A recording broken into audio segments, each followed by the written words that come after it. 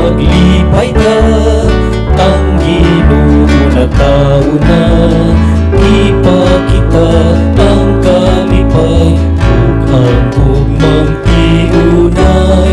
Pasko na mag-awit ka, ang Ginoo na tao na isinggit ang pagdaig sa himaya sa langit.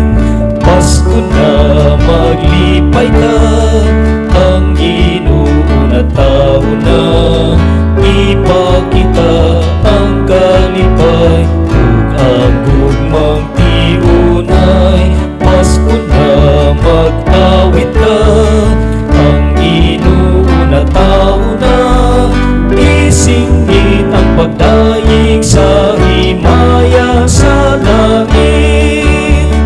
Pasko na maglipay ka, ang Ginoo na tao na kalipay sa kalibutan o adlaw na bulahan. Pasko na maglipay ka, ang Ginoo na tao na ulungsod na palara.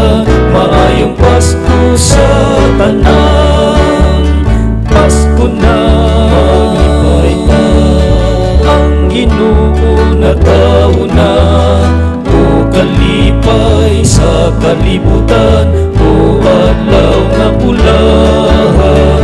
Pasko na maglipay ka, ang Ginoo na tao na ulungsod nga palaran. Maayong Pasko sa